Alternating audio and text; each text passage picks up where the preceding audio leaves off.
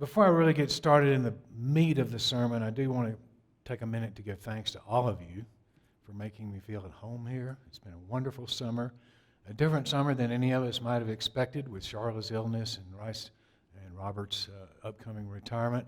And it's been a real gift to me to be able to step in and help just a little bit. And it made me realize how much I miss this. It's a great experience.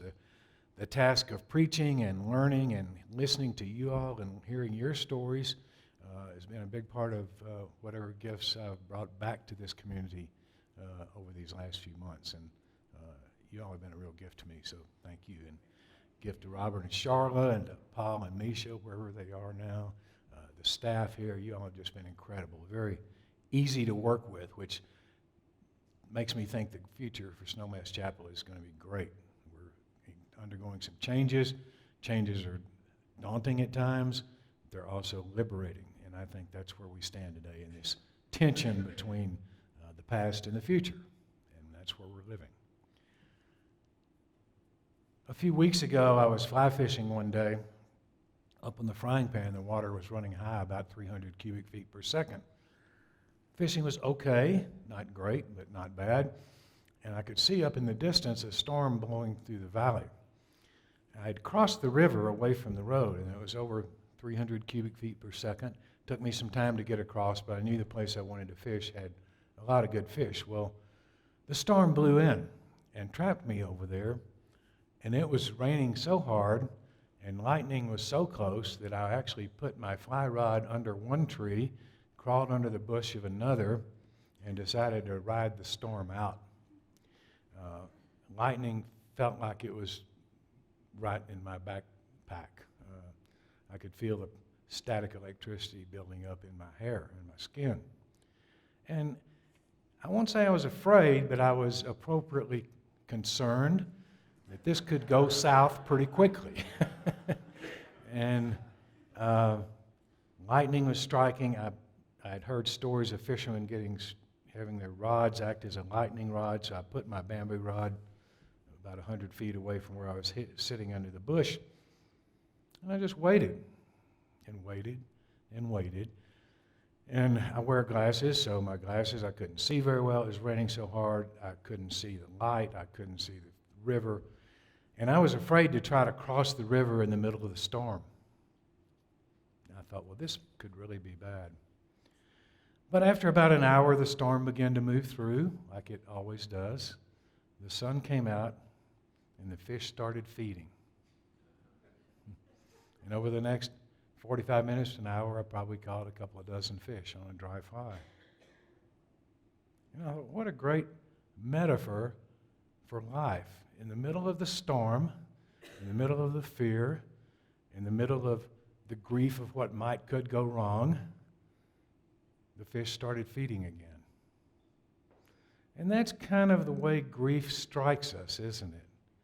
We get into situations not of our own making often, sometimes of our own weaknesses, but tragedies happen. We don't like that. If we look at the news over the last 30 days, think of the Moroccan earthquake, the fires in Maui, the floods in Libya, tens of thousands of people displaced and losing their lives in tragedies. I was saying a friend of mine, Allison Daly, some of you may know, with Pathfinders here in the Valley, about this issue of grief. Pathfinders is a remarkable organization for those of you that don't know it. They do a lot of grief counseling for all different kinds of situations. And she said something to me that I found very profound. She said, grief has a way, just when you think it's gone, of roaring back into our lives. So the storms can pass through. Fish can start feeding again, but grief has a way of breaking into our reality time after time again. So the question becomes not why me, not how did this happen, but what do we do about it? How do we live with these horrible tragedies that we all experience? I remember one night 30 or 40 years ago, I was on call, and 7 teenagers in Waco were killed while they were racing streetcars down our main thoroughfare. I was in the emergency room. had to deal with 7 families who had lost beloved children to senseless acts of just impulsive childhood stupidity. What do you say to people like that? Well, situational grief is part of the human journey. As much as we would like to think we're immune from it, none of us are. We lose our loved ones, our children, our parents, our spouses. We lose our jobs. We lose our financial security. We retire and we lose our identity. It's a form of grieving. Robert and I talk about that a lot. It's a real phenomenon. When things change that disrupt our identity, we rail and lose faith because of our grief. No one is immune to that. You don't get through this life with a hall pass from grief. It seems to be hardwired into who we are as humans. I think the biblical stories of grief, and I Googled it, I really lost count. I think there must be hundreds. And the responses are all the same. People rail against God, and then in their moment of profound need and profound weakness, they find God there once again to give them the strength to persevere.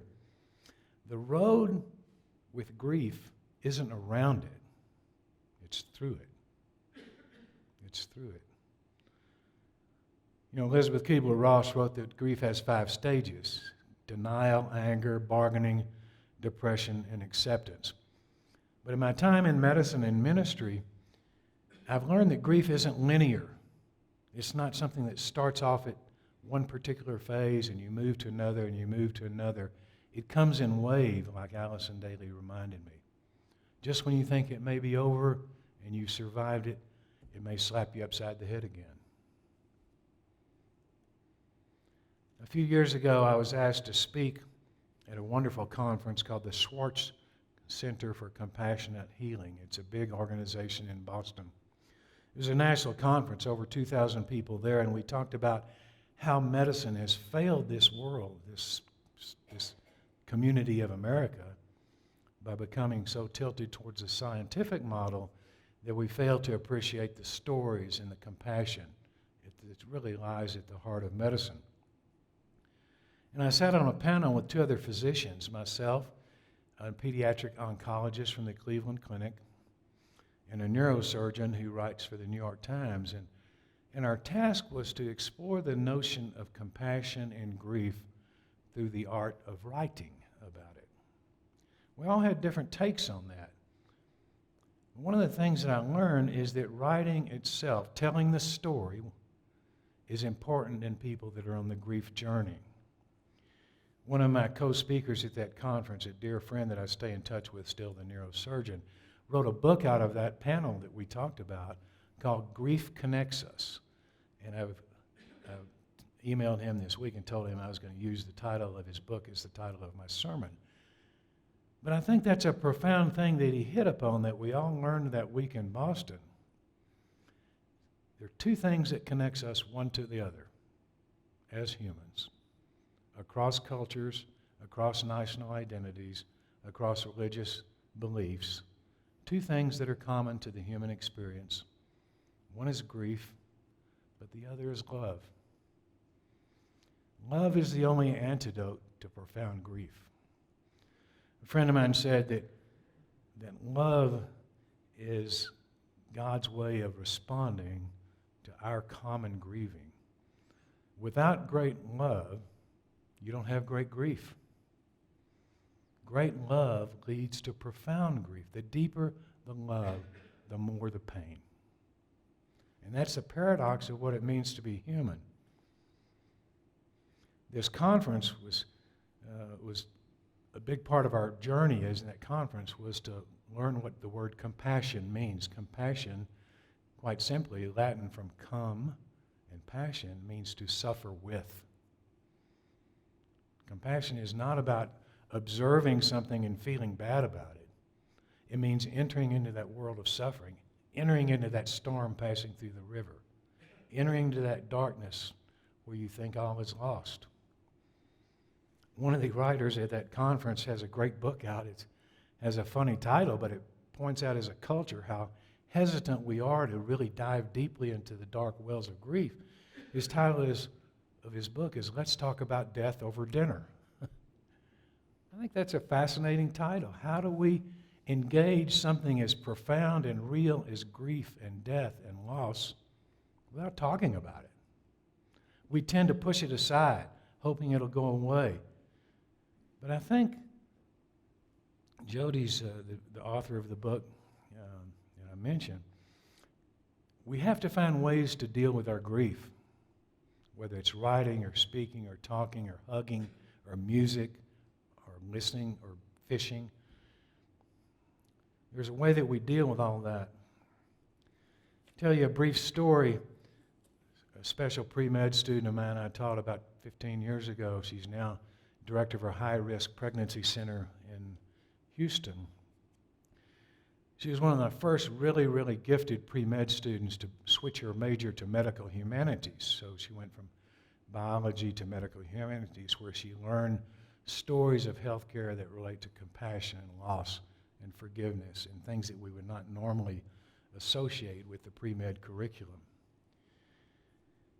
And she took these classes, and it became so raw for her. She was a brilliant student, gifted writer. Her weekly essays were stunning. But she explored her own grief, her own inner journey into what she was seeking in the world of medicine, and she got frightened. She got scared, like we all do. And she came to me and said, Dr. Attas, I don't think I can do this. I'm going to drop my pre-med major and find out something else to do. I said, wonderful. You're listening to your spirit.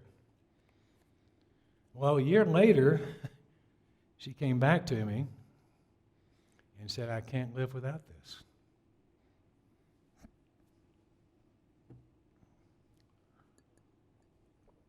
She needed to be able to listen to stories and to respond with something inside of her.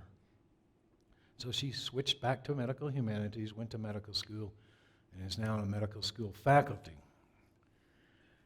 But she continued her interest in writing as a way of dealing with grief. And I'm going to share with you some words of a story she wrote to me recently after losing her own first very difficult pregnancy. And this is Allison's word. Her name was Allison, too. She's talking to her patient. She says, I reach for your hand, involuntarily a compulsion. What you don't know is that in this moment, I need that touch as much as you do. It is what I needed when I was you, what I would have wanted. You feel my hand and squeeze hard as you blink back a welling of tears and feel that ache in your chest, unique to women in these circumstances. It's the worst part of my job, a reminder of some of the worst days of my own life. I continue to cling to your hand even as the anesthesia puts you to sleep. Nothing prepares you for the silence, the pursing of the doctor's lips as she squints at the shades of gray on the screen. The air feels thick with the worst kind of anticipation. As you put it to me today, the worst of your fears are now imagined. She clicks more buttons, followed by more silence, the deafening kind. And then the words that no one sees coming in the midst of excitement and eagerness. I'm so sorry, but there's no heartbeat. There's no heartbeat. And for me, she goes on to say, the patient turned doctor and doctor turned patient. I walk this fine line of hard-earned knowledge and empathy every day.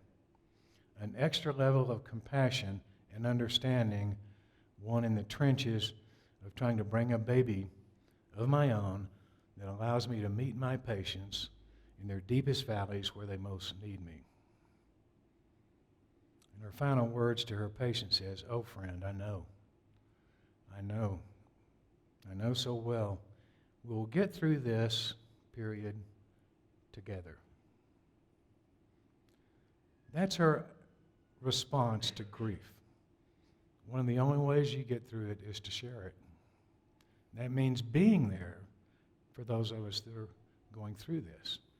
It doesn't mean observing from a distance. It means diving into the gutter, diving into the darkness, diving into the loss, and living through that loss until the light breaks through and the fish start feeding again. Grief and love, I believe, are two sides of the same coin. We ask why this happens, there's no answer.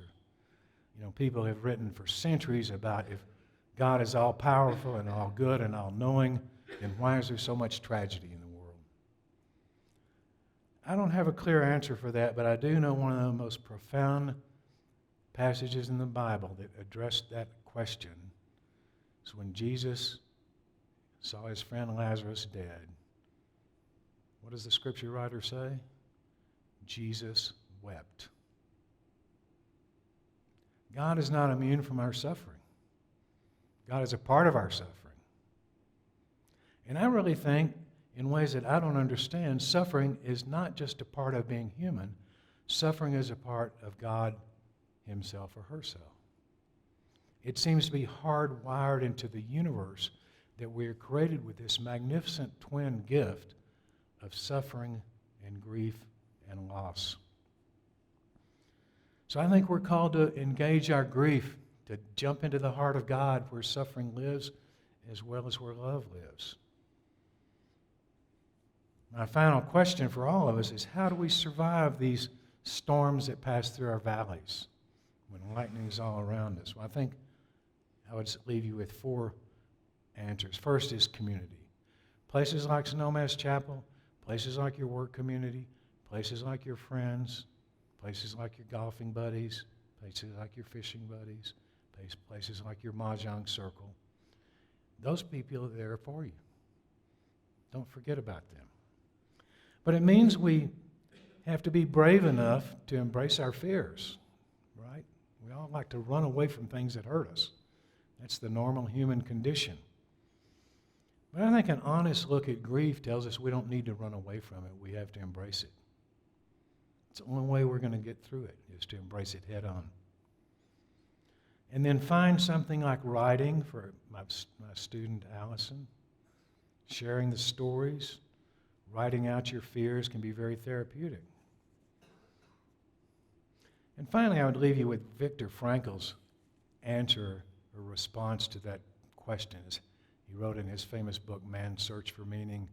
Viktor Frankl was a man in a concentration camp, befriended several guards, wrote a magnificent little book called Man's Search for Meaning. And he found that service and kindness was one antidote to grief and cruelty and evil. We can push back against it, or we can counter it with acts of kindness to those around us. And we have opportunities for that every day. We don't have to be a pastor or a caregiver or a therapist or a nurse.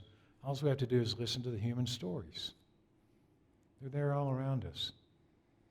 They call us out of our own moments of weakness into our own moments and opportunities for strength and for grace and for loving. So as we go forward into this new time of transition at the chapel, with the winding down of one ministry and the dawning of a new form of ministry, we're going to see some ebbs and flows of our life together. So moments of grief and loss as we miss Robert, but also love as we welcome Charla into her new role. These are opportunities for God to teach us a little bit about who he is, but most importantly, who we are. As the prophet said in Ecclesiastes, there's a time and a season for everything. A time for grieving, and a time for loving, and a time for hoping, and a time for believing. So, let us pray.